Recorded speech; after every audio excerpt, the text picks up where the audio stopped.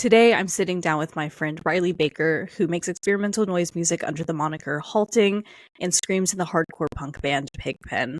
In this interview, we chat about the upcoming Halting album Life's Harvest, which pulls influences from artists as far-ranging as Nails to Fiona Apple. We also discuss noise music as a form of introspective abstract art, question if Taylor Swift could be entering her noise music era, and wonder about the place of politics in the noise music scene today. Enjoy. Hello. Right. Yes, now we're recording. Hi. Welcome. Okay, What's so up? what's up with you? How's it going? I'm doing. I'm sorry. I got in a giggly mood. If you can edit this out if you want, but I'm making it. It's probably very clear. I've never been interviewed before. There's probably like professional standards, or professional things I could do to make this go more smoothly. But no, I'm just gonna be giggly, and you're gonna ask me questions that I'm just gonna not know. And be like, I have no idea. Ask something else. You'll probably know most of these. It's not a lot of trivia. First, I don't know if you remember. You're interviewing me with trivia questions. What's the capital of Zimbabwe? I'm actually going to quote something you said in our Discord server. Oh, dear you God. Said, okay. Does anyone else kind of associate very creative and experimental music with older people and get surprised when they find out someone was only like 30-something when they made a super experimental album? Most folks agreed. One comment in particular that I wanted to highlight said, I think it's pretty crazy to see folks recording noise or power electronic stuff when they're still like a teenager or in their early 20s. Mm-hmm. And then Michael, also agreed that artists tend to take a more experimental approach later in their career. Mm-hmm. But you're really a part of the crop of this group of young artists that jumped right into making experimental noise stuff. So I found your music through Halting, but was that actually your first foray into music, or did you previously try your hand at more conventional approaches? I've been making music for about 15 years. Okay. I was first making music. Okay, actually, I can get into how I started making music. I really loved DJ Hero. Okay, awesome. I played it at like a friend's house, and I didn't own a copy of it until like last year, and now I have it. But I loved playing it, and because I was 10 years old and I did not know how the internet worked or how video games worked, so I was looking for a way of playing it online, not knowing that that's not a thing you can do. Like I don't know, like a hacked copy of it or something. Or like an emulator, sure, yeah. An emulator with a controller, needs a controller that I don't have. I found this website called Fantasy DJ, which was just this really small community that just had like incredibly rudimentary music production software, but it really was just you arranging samples in specific orders, but you could load your own samples into it. I was 10 years old, and I was on there for a little while. It's down now. You can't see it anymore. I think it was down in like 2018, but I got surprisingly popular on there. And I was just because I've always had this, ever since I realized I have this weird approach to making music, because I tell people I like making noise more than I like making music. I just like making cool sounds.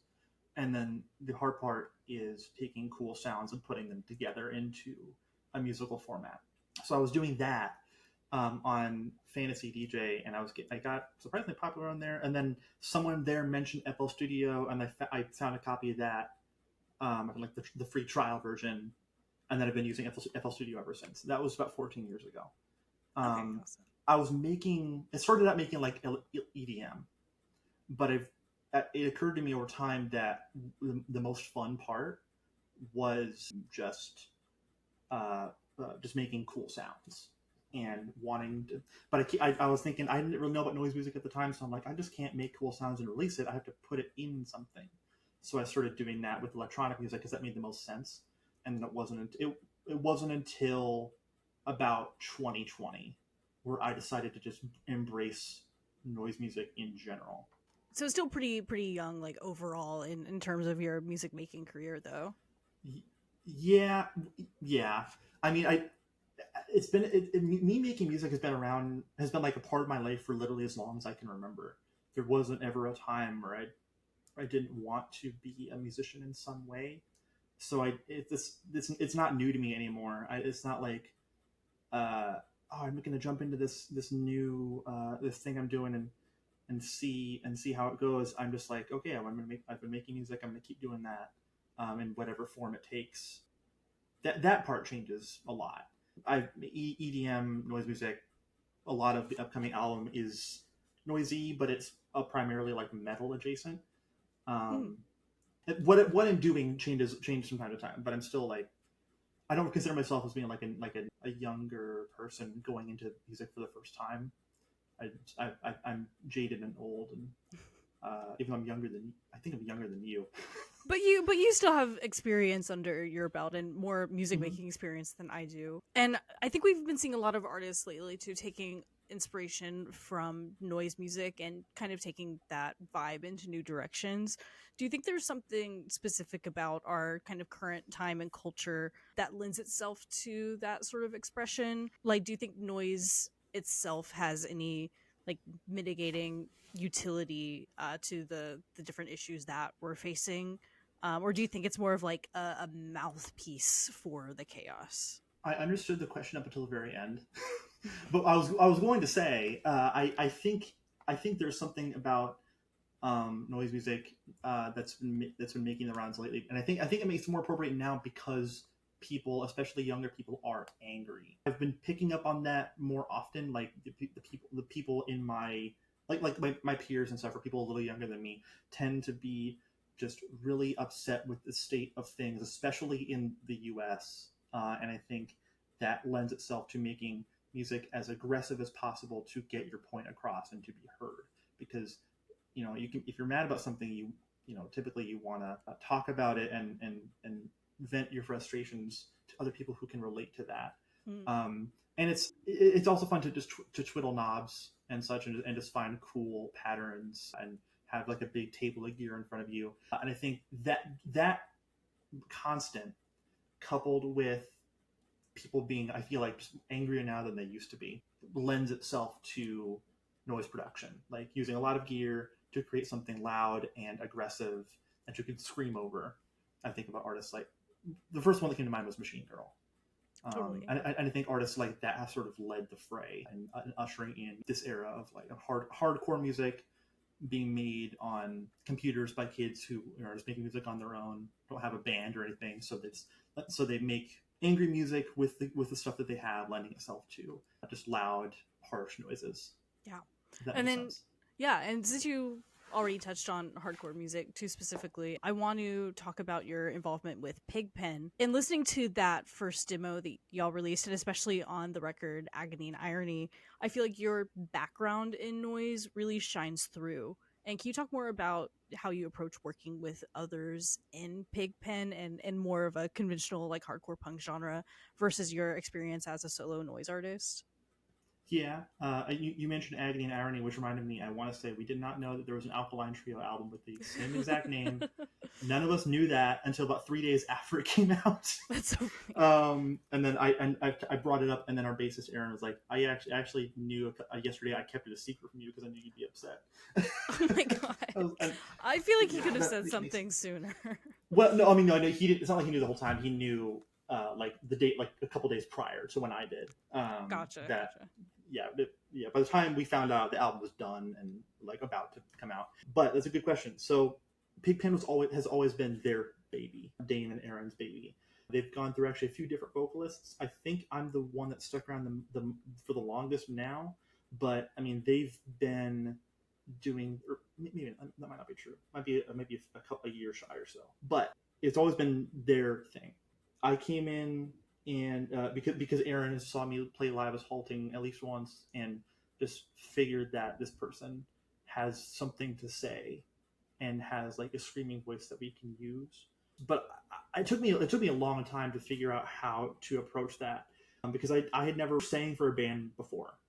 So it took me a long time to get into the groove of things. As writing music, especially writing something for someone else's project, because I'd want to have my hands in it and have it sound a certain way, even though I'm very clearly outvoted. I talked to Dane, who makes us pretty much everything that we do, our drummer, and I'd be like, I want it to sound like Nails. I want it to sound like Lightning Bolt.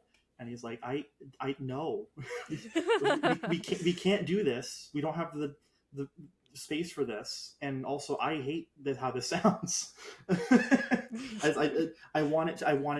I'm mixing things to have them sound how I want them to sound. And I was like, and it took me a long time to let go of that and be like, okay, I realized that okay, I'm a third of this band, but I'm also like, I'm not I'm not going to be able to veto really anything. It's Aaron and Dane because that's what they've been doing for 6 years. That's what I've mentioned that earlier. They've been going for 6 years now. So when I came in, they'd already been playing for 6 years, and they had momentum and they had songs written that I had to rewrite lyrics for. I don't think I actually answered your question. You asked about how does that relate to what I do as a solo artist. Right, and so it sounds like maybe Halting is a little bit more of that outlet for you whenever you want to have your clanging metal sounds and stuff that might not fit in this more conventional, just punk sound. Mm-hmm.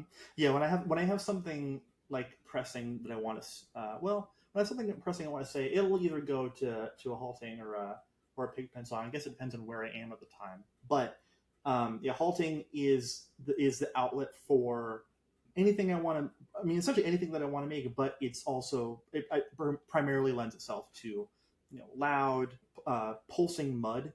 Is what that's how Dane how Dane described the sound for Lightning Bolt, like what their mix sounds like. And I actually really like that description for what I do, even though he does not like how that sounds. I like it when things are really in your face, like those early hardcore band demos that sound like they were recorded with one microphone inside the kick drum. Oh yeah. Or something. There's an earthquake going on while they're recording. It's super blown out, and you cannot tell what anyone's doing at any time.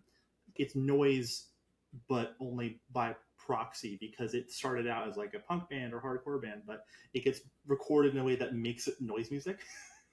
That's one of my favorite things to listen to. I like that approach, even though that's not what Pigpen does. So that's what I want to do instead. I don't like anything that's loud and aggressive. And if I can't, if Pigpen isn't practicing or something, I'll put it in a Halting song. I told the Pigpen guys every time you miss a practice, it's one more cool riff that I put in a Halting song that you guys don't get.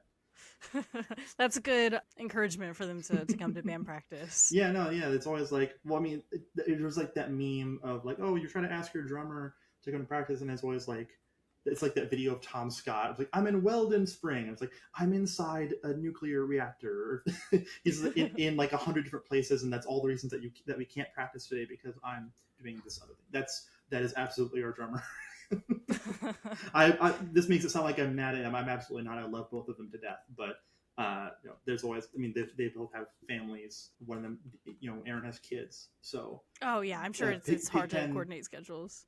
Yeah, and I will say Pigpen is not their biggest priority, but it is mine because it's like the highlight of my week every time I get to practice. But they're like, no, I've always got something else going on, but they don't. Because I don't have a family, I don't have kids to look after or anything, so I look forward to getting out of the apartment and screaming into a microphone for 3 hours.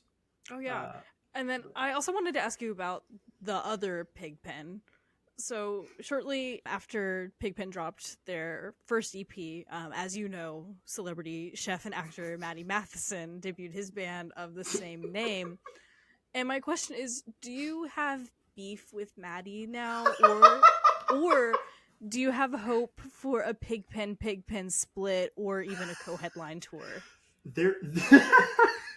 So they were not the first Pigpen, but also we weren't the first Pigpen. There's another Pigpen punk band that was already on Spotify before us. And my point is, we knew that, and we weren't really concerned about it. But I was hoping that what could come from this was like a tour, and it's like 3 bands named Pigpen, all playing in every single bill, and you never know which order they're in. And they all have the same kind of genre, so I think it makes sense. But you asked if we have beef with Matty Matheson. I don't think Matty Matheson, he might know that we exist, but we've never spoken to him. I think you need to reach out. I think you could definitely make a split at least happen. That'd be really funny. I will say, I don't know. I don't think the rest of the band, I don't think they like us because we have been blocked by one of their members. Oh, no. Just from that it was like the day of Discovery, where we were like, holy cow, this is awesome. And we were kept adding them, adding ourselves, oh yeah, Pigpen rocks, and then it's like Pigpen, our band on Instagram. I think they got sick. I think at least one person got sick of that, so they did block us. Initially, I was thinking, oh, this is like the worst thing to happen. We had this album come out, and then we got 10,000 new listeners on Spotify, and I was like, this is the best thing that could have ever happened to us. I don't know if a split would happen, but I will say something. There was this prevailing theory in the band, especially from one of the members, that was we kind of decided that we didn't really want to like what we thought it was funny to milk it for a little while, and then we kind of got tired of it, and one of us said like I don't like it because it's kind of like, you know, what I do with my friends, and now it's on a much larger scale than it was initially, you know, going from maybe 100 Spotify listeners to literally 10,000. It was like he's like, I'm kind of uncomfortable with this, so we dialed it back, and we just decided to keep doing what we were already doing and not really mention each other again. I think that's probably wise. I think it is kind of a funny gag for the first week after the reveal happens, and then you can't totally, you know, ride the coattails. You have to make your name as the cooler, better Pigpen. the better man, like in general, the better Pigpen. I will say, one of our friends saw some videos of like the first Pigpen show, and he was like, "Oh, this sucks." Wait, the first Pigpen y'all or the first Pigpen Maddie Matheson's Pigpen? Really? Yeah, I just thought it was. I didn't watch too much of it. I don't really have an opinion on it, but we're different beasts. It's apples and oranges, honestly. Oh yeah, you heard it here first, folks. Pigpen sucks. My band. One of them is good. One of them is bad. You be the judge. One of the things, just search Pigpen on Spotify. You'll get one of our bands probably. There's like another third band that we've never even spoken to. But I will say one of the things I said when Maddie Matheson announced his thing and Pigpen had like 6,000 listeners on Spotify, and I was like, okay, so we're now changing our name to the Beatles. In reference to another band that proactively stole our name. And then I said our next album was already called Maddie Matheson Pigpen Band Spotify, so that doesn't need to be changed. Oh yeah, I also had a joke. I was like, you just need to change your name now to Maddie Matheson, and then it'll all kind of come full circle. Yeah, it's like my mom always told me that, you know, the Gary Newman had a song called Cars, and she just wished that the band called the Cars made a song called Gary Newman in response. It's that same deal. Yes. So now I really want to dive into your new Halting record, Life's Harvest. How was your process different for this album, your sophomore release, compared to the debut Power Silence? It was entirely different. Power Silence came from me wanting to explore a certain method of music production, which is just trying to make loud sounds quiet and quiet sounds loud, and finding the dynamic there, and just kind of making noise and noise adjacent music based on that. I did it as much as I could. I had 10 songs, and I was like, okay, let's write 11 songs? I don't remember. But I was like, okay, I've satisfied that idea for now. I put it out. Life's Harvest was totally opposite. It was me sitting with individual song and lyric ideas for a long time for every single piece there. There's a song on there that I made last year, and that was the first one. For me, what happened was I made a few songs that I liked over like 6 to 8 months. I made like 2 or 3 songs. And then as I realized, I can make an album from this, I started, putting things together to fill the gaps with songs that I hoped were also good. The more time that passed, the faster it got. So like the faster the album process came out. By the end, when I realized I just needed a couple more things done, I'm like, okay, boom, boom. That's like 3 days. It's done. But it was this time. It was all about. I wasn't really exploring like a music production method at all. It was all about just me trying to make metal or metal adjacent songs that I would like, listening to a lot of the bands that I like, and trying to figure out what they're doing, how they're doing it, and then taking my approach to that. Tons of Great Falls. I love Great Falls. It's out of frame, but I got a few records out just because if anybody asks me like what the influences were or how I made some of these things, I wanted to talk about Great Falls. Yeah, let's talk about them. Let's see them. Awesome. This is like, it's like life-changing shit, because 4 years ago I found them on Bandcamp, and then I immediately told my mom. I was like, I'm worried I'm spending too much money, because I'd like within 90 seconds spent $40 on a tape and a record from Great Falls. It like they strike a chord with me that no other band I think can like at all. So there's a lot of influence from like literally my favorite Seattle band, and then also just me doing what I can to try and emulate the bands that I like in a not band setting. Like I can pick up on Death Heaven or Nails or Iron Lung. White Sun's another one. That's just me talking about bands I like. I guess the crux of it is me trying to make songs with my own twist on them, but kind of I don't want to say emulating. That feels like the wrong word, because then it makes the whole thing sound derivative. You know, it's like I'm just listening to a bunch of metal bands that I like, and I guess I was trying to make a record that fit that was in the same ballpark as what they're doing, so it could be grouped alongside bands like Nails and Death Heaven and Great Falls and Iron Lung, that sort of thing. That makes sense, because compared to Power Silence, you put a lot more emphasis on conventional instrumentation on this record, you know, like just straightforward guitar, percussion. And do you think I guess it sounds like that is more of an influence from the bands that you've been listening to, but is that also a direction you always saw for Halting from the beginning? That's a good question. I thought Halting could have been a band eventually. But I didn't have the right people. I didn't know the right people. I wasn't in the right spaces, and I didn't have enough energy to do it. And I still kind of don't. I relate to this also as a solo noise artist person. I'm like, Amazing. I could bring more people in on this. I could, yeah. It's just, I guess, kind of like in my mind that this is the kind of music that I've been wanting to make for a very long time. I just didn't have. I guess I still don't have the right tools to do it. So when someone listens to it, I want them to think that there's like an actual drummer and like a bassist in the same room playing things at the same time. So I was doing my best to emulate that and make it sound as human as possible, even though pretty much all the drums are programmed. And maybe I'm giving away too much. Maybe they wouldn't have thought that unless I said it, and now I've said it, and it's like, oh, there's no drummer on this? What the hell?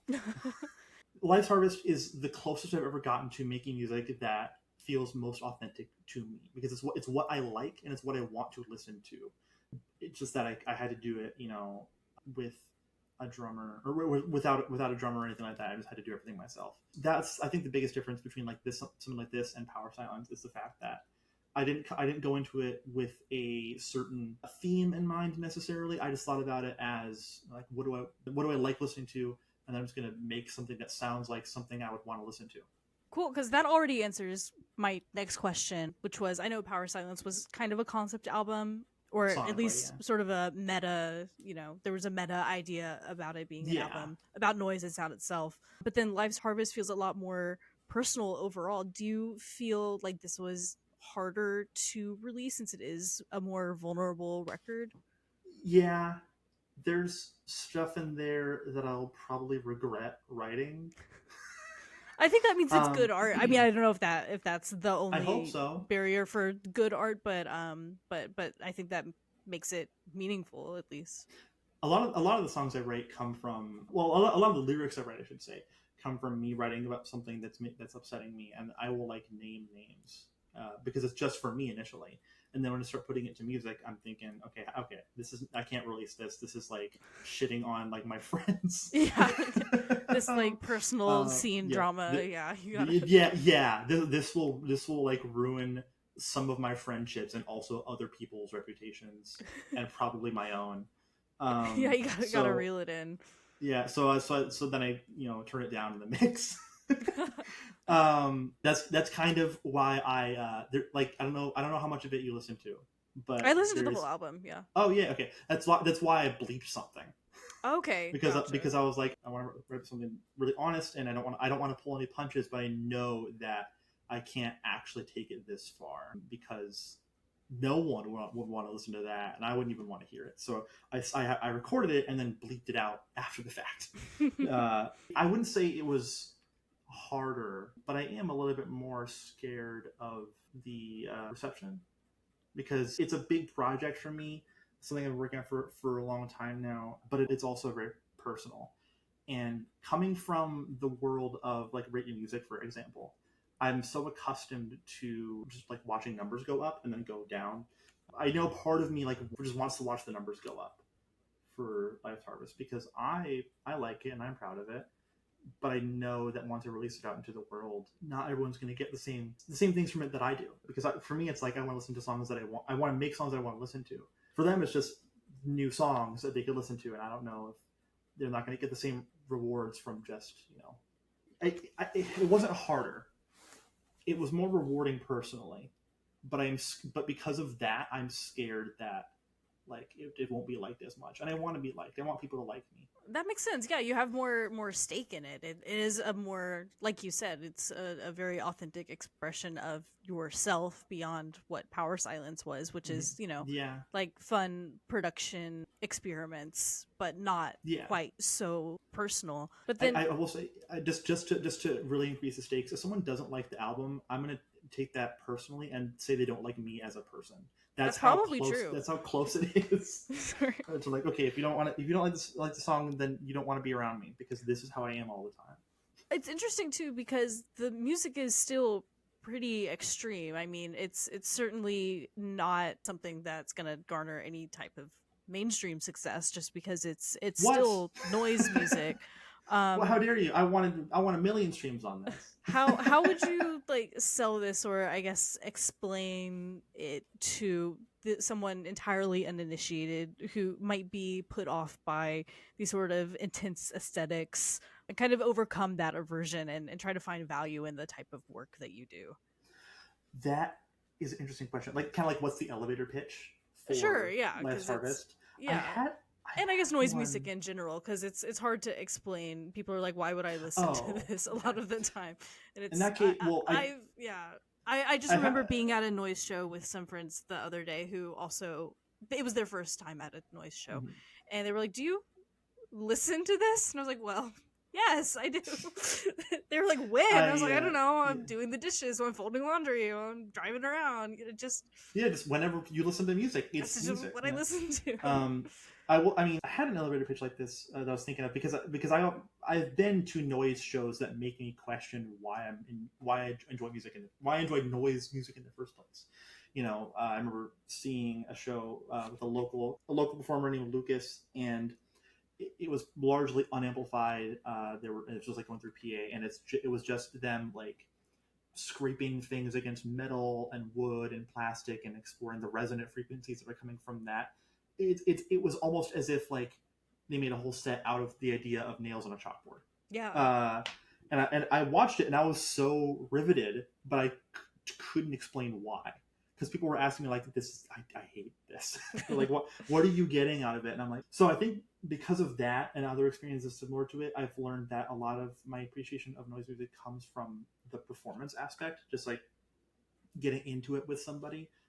The idea of a big table of gear, or someone like you're familiar with Vomir. Like, I wouldn't have as well. I guess I do enjoy listening to his music on its own without the performance. But I know it's more fun when there's a performance aspect and there's like, I don't know, props involved, and you can kind of resonate with the artist on a more personal level. Totally.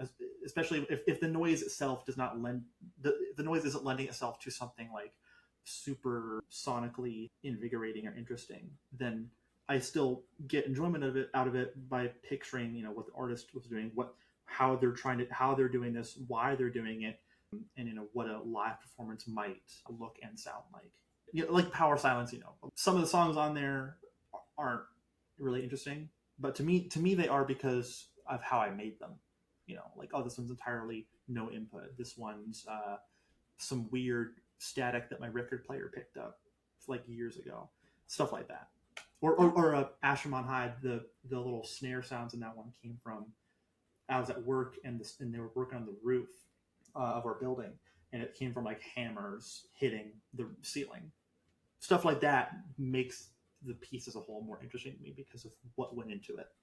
Yeah, I think context plays a big role in noise music, and like where those samples and field recordings and stuff comes from, I think really adds another layer of enjoyment to it for me.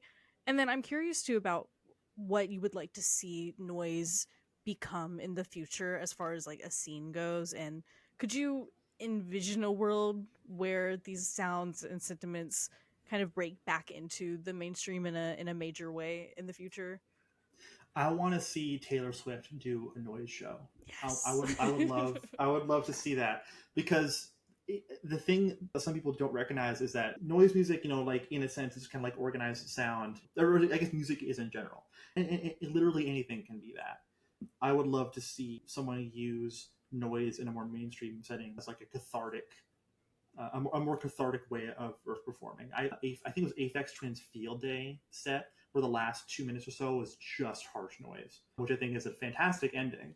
And I think more artists can do that, like incorporate noise into their genre, just as a means of making things sonically interesting, but also, as an opportunity to make it more personal. I think about like Slipknot's, like their album intros, for the first two especially.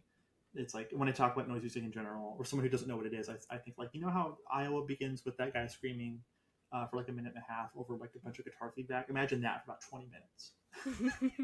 It's like, and that's what a noise set would look like. I think it'd be interesting to see what a broader audience's take is on something like that, because it sort of forces you to confront what you think about music in general. Anything that makes you question something about yourself is really interesting to me. Everything that sort of messes with your head is really fun for me. Yeah, I think that noise music is very similar to like abstract art in that way, Yeah. and that it does inspire more of an introspection into your own values, and that also makes a lot of people really upset because they don't like doing that. Yeah, that's a good point. That's actually a really good point, because I think it's super comparable. It's like on the same level as something like a Jackson Pollock painting. Exactly. The thing is, people know who Jackson Pollock is. No one knows who like Purient is. Right. or like, I mean, on a scale of hundreds of thousands of people, there's whole museums for Jackson Pollock, Pablo Picasso, that sort of thing. Just abstract art in general. Salvador Dali, Kevin, that one guy, Dave. Kevin, Dave, Sean.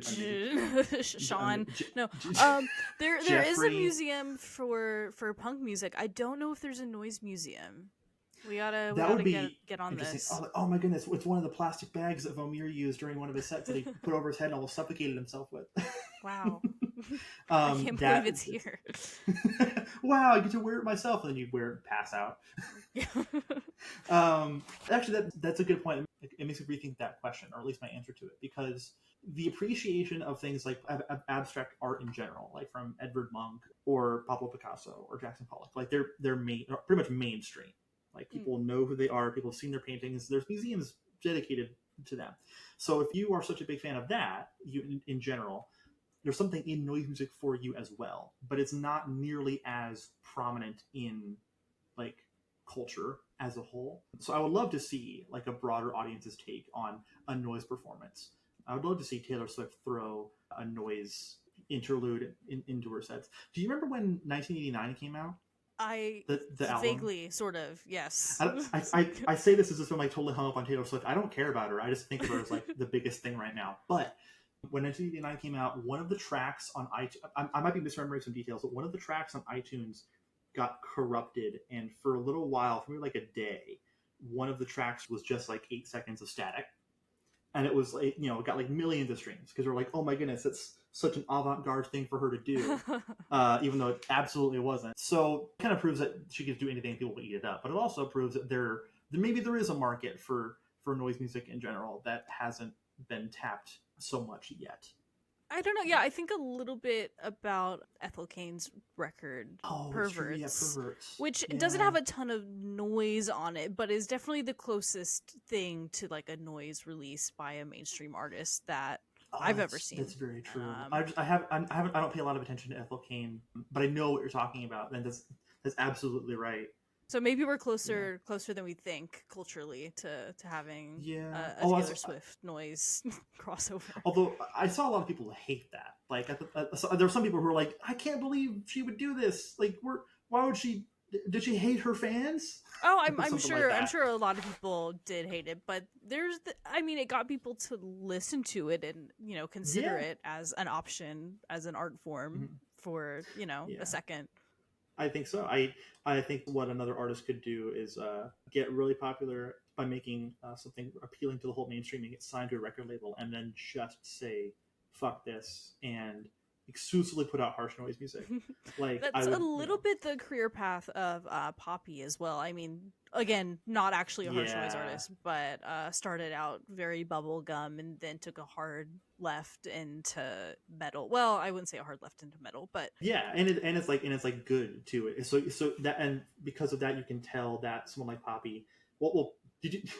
I might have been seeing something out of the corner of my eye, but it looks like you shrugged when I said like, and she's good too, and then you were like, sorry. I'm not a hater. I like some of the songs she's put out, but oh yeah, I've only ever heard like the metal side of it, right. and I actually I like it quite a bit. And the thing is, because of something like that, you can tell something like where you can tell that she's not making fun of metal in general, or she's not doing it to be quirky or interesting. That's like true. She totally has tons of respect for the genre, Absolutely, like as a whole.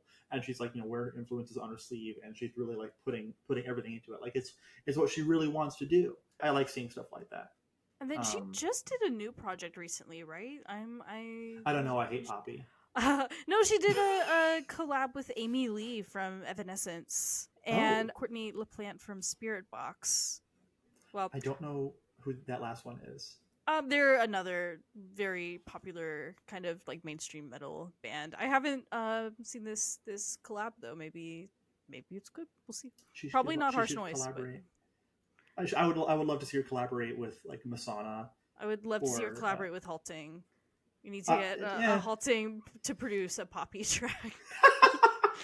Well, it's kind of a weird segue to some of the more personal stuff on the record, but I feel like in general I'm not super easy to get along with.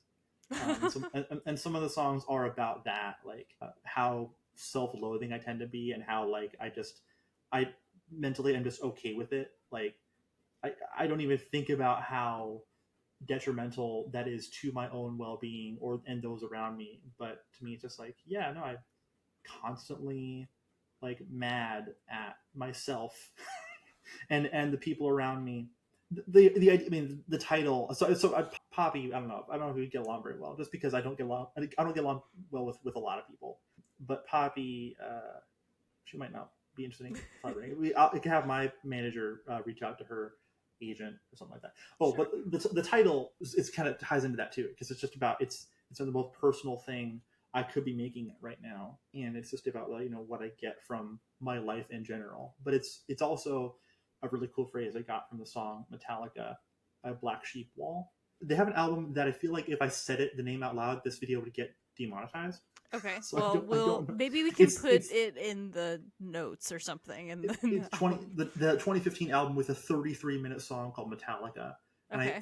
I love it. That's like a perfect song. Life's Harvest really started coming into form when I was falling asleep listening to that song, because it's not like something else I'd sleep to, but it's an incredibly well written story with so much backstory.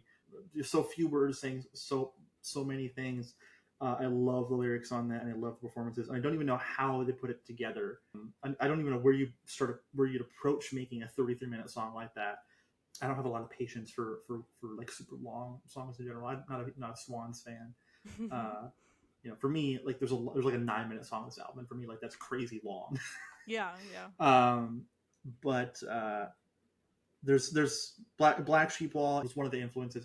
I don't know how much time you're going to allot for me, but I wanted to take this opportunity to maybe platform some smaller artists, or either and I'll also talk about some of the influences for the album in general. Absolutely, yeah. I'd love to hear more about the inspirations behind the album, and especially other underground artists that you've pulled inspiration from. Okay, cool. Because people I've shown it to some folks, and something I got was like, oh yeah, it reminds me of something like Mama Leak or Rec and Reference, and I'm like, okay, that's fine. I have nothing against those artists, but I want it to sound like an actual band. Like, well, they're both bands. That's a silly. Edit that out. That's just. I definitely hear the Rec and Reference thing. Yeah. Yeah. Well, yeah, but that wasn't what I was going for. I'm thinking about like bands who are making it's like really aggressive. Now that I say that out loud, that doesn't make sense. Like, yeah, no, a real band, I mean, some of it is pretty like sludge metal-y, like doom metal too. Yeah, it is. Yeah, and I was expecting people to pick up on references like I don't know, Sleep or Great which Falls is or interesting because I thought you weren't a uh, huge fan of Sleep and related bands, or did um, you just not care for Dope Smoker?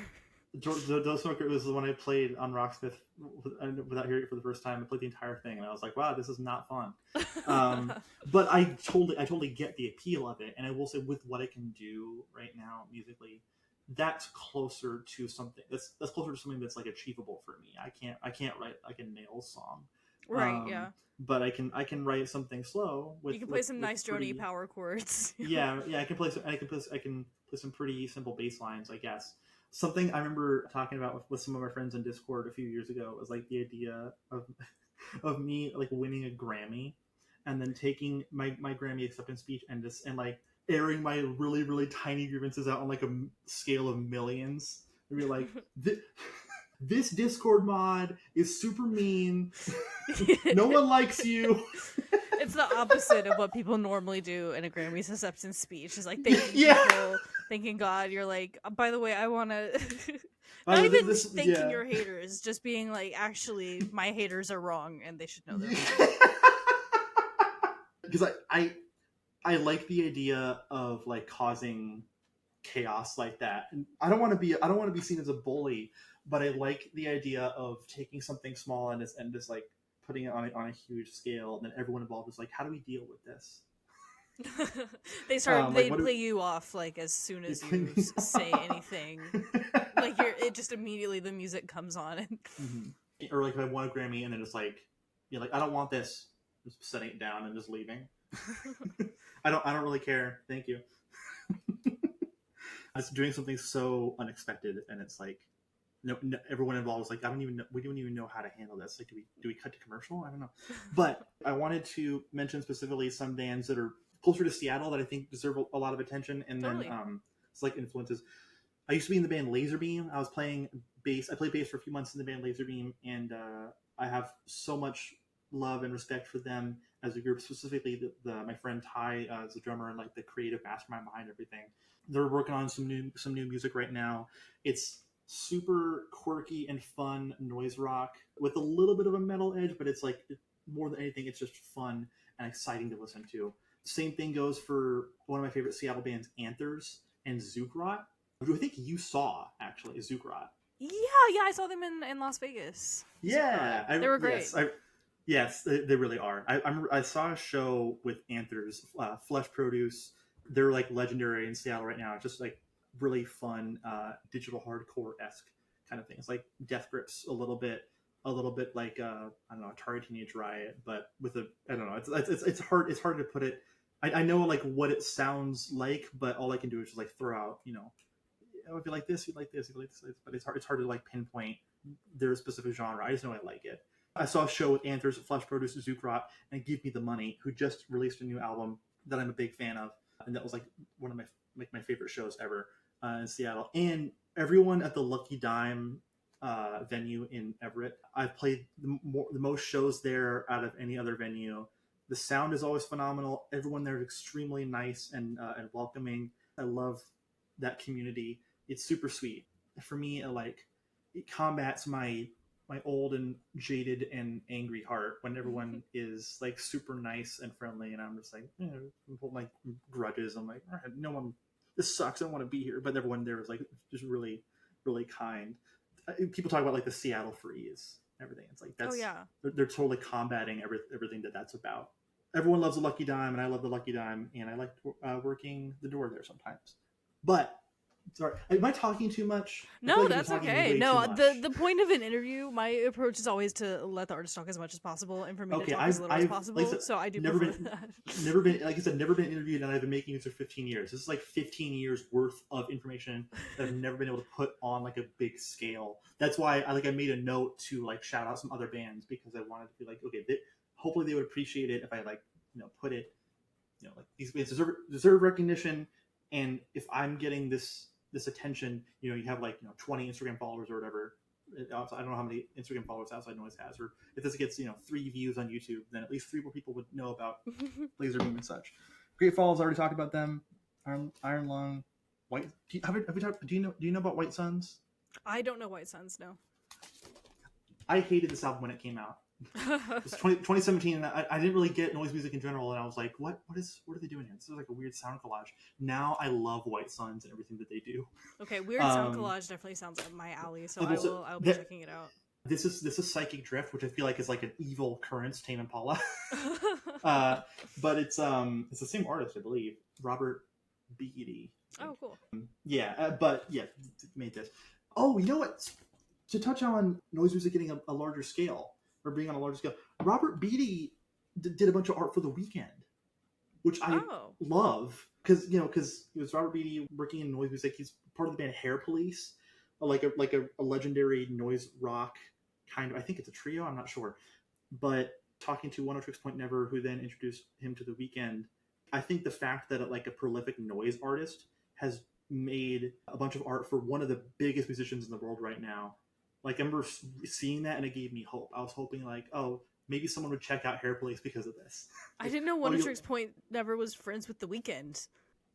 Yeah, because he produced a bunch of After Hours. Well, I don't know about a bunch of, but like a few songs from After Hours. And then because of that, like, The Weeknd needs like cool, glossy, high definition art. Then they introduce each other, and then noise musician makes art for the biggest artist in the world, or one of them at least. I love that. I was hoping that like people would like listen to Hair Police and like other noise artists because of Dawn FM or something. But that, as far as I can tell, that didn't happen. But yeah, unfortunately, people are rarely digging into the artists for their favorite album art. But they should do it more. They should do that more often. I've seen stuff from Robert Beatty like, oh, and I find it because he did the art for the album. I'm like, oh, I didn't know he did that, and then check it out because of it. Iron Lung, Candy, Body and Full of Hell. This is like one of my favorite. This is like a masterpiece for me. Absolutely, I love this. There's so much going on. I don't even know how to not the music in general, but also the artwork. I think I remember listening to this and thinking like, this is what I want to sound like. Because it's really, really cool mixes of like intense metal music, but also intense electronics. The Body does that sound so well. They do that so well. The Body specifically, but like their collaborations with Full of Hell are like some of my favorite things ever. Yeah. Pig Destroyer, who I actually can't show on camera because all of the albums of theirs that I own have like nudity on the front cover. So you can put it on. It's fine. Really? No, okay. Whatever. Okay. Well, what if I'm I'll censor it a little bit. What if I'm like this? Oh, there we go. Pig Destroyer. Not. Oh, whoops. There we go. I don't think it's not graphic enough for YouTube. I guess it's fine. Really? I can't okay. see Good. it. Or it's like low res enough. It's far enough away. It's not the whole screen. Okay. This is a really good album, guys. I picked this in front of instead of Terrifier for that reason. I was like, this maybe the Terrifier album cover is a little bit much. I don't think they're around anymore, but Idol's an Australian rock band. This is an album in the barn. Before I found Great Falls, this was like the closest I could get to like the really emotionally charged hardcore music. Nice. I love them to death. I don't think they're active anymore though. I just want to say I love Glassjaw. not really an influence, but I'm a fan of Glassjaw in general. I will sing their praises at any chance I get. These are all great picks. Yeah, even if they're not all like direct influences on Life's Harvest, I kind of see how they're all influences on you as a person. Yeah, probably. Honestly, Fiona Apple is the exact same thing. It's like, oh yeah, I love how Fiona Apple writes, and actually I did sample this somewhere in Life's Harvest, but I don't think you'd be able to tell which. But cool. I sampled this record, a Radiohead record, a Converge record. There's a song on there that's primarily comprised of weird vinyl samples that I took, and that's kind of the instrumental backing. But I just wanted to take a moment to talk about what I like and talk about what other bands I like in Seattle, and also bands that I'm just a fan of in general. Because if you ask me about music in general, I'll talk about bands I like. Awesome. And I also never know if I should ask artists about their influences and stuff, because I'm always afraid of like trying to get them to tell on themselves. But it's cool to hear that you're so open to share. Oh like, yeah. You caught me in a good day, honestly. So, back when I was like making electronic music and such, some days I'd be like, I don't want to give away my secrets. I don't want to talk. I don't want to give away like what makes me sound like this, because then other people will copy it. But if you're my friend and you catch me on a good day, then it's like, oh, here's everything I did. Like, here's a step-by-step process of me making this song. Yeah, just open up FL Studio and share your screen, and then we'll really see. I've tried doing like music production tutorials, like live stream or something, but I can't, because every time I make music, I stop talking. I'm completely like tunnel visioned into it, and I'm not. You can't talk to me. So it's just me clicking around and listening to the same sound for 6 minutes on loop while I tinker with it, and that's it. That's how I make all my songs essentially. I mean, influences wise, I would love to make, power violence, grindcore, but it's hard to like really digitally program drums. So right. like at that pace. So I do what I can. I just like aggressive, emotional music in general. It ties into what I like about noise music, what I like about, punk and metal. Oh, and Mike Patton. Oh yeah, like everything. He's pretty much done. Everything. Yeah. Except for that. Like pretty much everything Mike Patton's ever done, except for those like times he's said the N-word like in a song. Yeah, maybe you don't have to pull influence from that, and I'm glad you didn't. I don't pull as far as I know. from that specifically.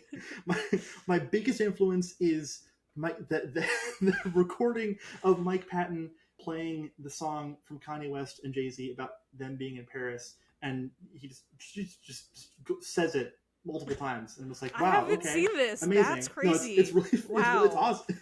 I shouldn't say it's awesome. I think it's funny. Awesome, no, it's not. And he did that like 2017. Well, not that was in 2012. He put out a song with Dead Cross where he drops the N-word too, and I was like, what? This is 2017. What are you doing? It's 2017. That's kind of crazy. Yeah, I was surprised. I didn't know about this Mike Patton lore. Do you have beef with Mike Patton now? Are we starting beef? Oh no, Mike Patton. Well, honestly, whole album's inspired by Mike Patton saying the N-word. And the rage and the anger that you feel, the disappointment inside. Because that will. Struggling, the process of grief, and trying to reintegrate that into your. I'm joking, but I kind of mean it when I say this. Parts of Life's Harvest came from the idea of me trying to pick apart people I like and people I don't like, and how if I don't like somebody, why does no one else dislike them either? Like, why does no one else care? It's about people being complex in general, because I would say out loud, like, Mike Patton is my hero, and then he would do things I don't like, and I'm like, what, can I still say that? I don't know, help. Does that tie into with the last track on that album? Luca Bomb? Oh yeah. I didn't know what you were referring to, because I was like, wait, what did I say in the last track? But yeah, that came from the fact that Brand New were touring again, and the people I had like friends who were like super into it. They're like, yeah, I get to see it live, and I'm like, are you insane? Like, where have you been? Why? No, but then it's like, they know, and it's not like they're okay with it. It's not like they're cool with it. It's just like, it's just, but they're cool with it enough to go see them. Yeah, and I'm like, okay. And it took me a long time to come to terms with that. Brand New started touring again while I was making the album, and it kind of changed. It made me change some things, because I got mad at the idea that they were doing it, and it was like cool. Yeah, it's crazy. And people like, always. Finally, we missed you so much. I was like, they haven't been in. Okay, whatever. It really just goes to show that cancel culture doesn't exist. There's really no such thing as a true cancel culture. Well, I don't know. I feel like even just saying that is like a political statement to some degree, and I don't want to get too cool. Every time I say something political, like even on the album or even in Pigpen, it's like it's super. It goes through a lot of like filtering, because I don't want to just make. I'm not the kind of person to make outwardly explicit and blunt political statements. I would be like, okay, well, there's a lot of things going into this, and how factoring into why I feel the way I do. And the times where I have wanted to do that, I end up being wrong. So because of stuff like that, and having to like shy away from it and be like, oh, I'm embarrassed now. I thought I knew what I was talking about, but I don't know what I'm talking about, and I rarely do. It made me shy away from saying like crazy political statements. It's interesting too, because punk and also noise music to an extent is full of people making really extreme political statements that are also very reductive, and they seem to not really think twice about it. So it's interesting that you have such a thoughtful approach here. That's true, and honestly, I think that actually kind of ties into like the record sonically as well, because if I was like really aggressive and angry. You know, if I was making really aggressive and angry music, it would be fast. I'd be screaming all the time. Well, I still kind of am. It'd be fast. Is my point. It'd be fast. And because I'm taking the time to read about what I'm talking about and doing research and trying to take in as much as I can, because of that, music literally is slower. And it's like, I'm cooling down. I'm not going to be like really heated about something. I'm going to try to deliver what I consider to be, I guess, like a measured take on something. And I also want people to like me, so I'm hesitant to say something that would make someone else not like me. I'd be a terrible politician. Everyone here, no, you're all right. I agree with every single one of you. Please vote for me. I'll do everything every one of you wants all the time, forever. That's great. Well, I would vote for you, Rylee. You've got my vote. And thank you for sitting down with me today. Thank you for bearing with my unrelated technical issues earlier that no one would have known about if I didn't say anything until now. This is fun. I feel I'm now worried about like, oh, cool. What did I say in the last hour that I'm going to regret saying? Don't worry, I'll send you the edited version here. Cool. Then I can like. And then you can say, like, cut this, and then it's like 8 minutes long. Yeah, it's just you showing off records and then. It's just when I'm holding up records. That's it. It's like that one clip of Jimmy Fallon and Bradley Cooper trying to talk about like his performance in The Elephant Man, but they have the giggles and they can't stop laughing at something they said. So the thing is, they keep trying to redo this segment, and the segment begins with Jimmy Fallon holding up this playbill of Bradley Cooper underneath the text, The Elephant Man, and then Bradley Cooper's like, it's so much, just gonna be 6 minutes of this. We can't get past anything else. It's really fun. Well, this wasn't exactly 6 minutes of just giggling, although that's kind of how it started, but we really got it back on track there. Okay, good. Right, just in time for the interview to be over. Do you have any closing thoughts? Do you have anything else you'd like to plug? I know the album is either out already or is about to come out by the time this interview is released. I'm trying to announce it when this comes out. That's my goal. Okay. Exciting. This Discord mod was really mean to me. Not in our server, not in the outside noise server. No. Our mods are very nice. No, I like you guys a lot. You guys are great. Oh, I'm trying to think of anything else I want to say. Flesh Produce, Zucrot, Anthers, Laserbeam, Give Me the Money, all great Seattle bands. Great Falls, I love you to death. I love loud, weird, crazy music, and I just want to make that myself the best I can while also trying to make a point lyrically or something like that. I don't know, but it's also just fun in general. I like screaming. I like being loud. So I've had to put that into a musical format somehow. I think you've succeeded. Yay! Okay, thank you. Cool. Well, everyone, go follow Halting at Halting Machine. Yeah, Halting Machine on Instagram, named after a number 12 looks like you lyric. I don't know if that's known, but that's part of the song "The Weekly Wars." That's where that came from. I didn't know that. Anyway. Oh, I was gonna say you can find Pigpen at Pigpen_PNW for Pacific Northwest. Yes, that's true. We didn't even talk about like Pigpen. We're working on something right now too. I don't know if it's gonna come out this year, but we're trying to. We have like a new batch of songs we're trying to record right now. Oh, exciting! So there's that too. Probably gonna come out. I don't know. It's 10-15 years. Just because we tend to work kind of slowly. But, we're doing that. Putting my energy towards that now that Life's Harvest is done and about to be out into the world. Please rate, just listen to it and tell me why you loved it, because you guys have to love it. Like it's objectively. I sound like an asshole. Oh man, I loved it. The joke too far. Okay, well, I think I take the joke too far. I can say I really liked the record, and I think it's. I have no manager behind me. I can say whatever the heck I want. No one's gonna get mad at you. Yeah, no label's gonna drop you. Yeah, that's a good point. I don't know. We'll see how this goes. Maybe I'll get interviewed again sometime. This is fun. Oh, thank you. I like talking about myself. I had a great time too. Thanks again. All right. Thank you, Kalen.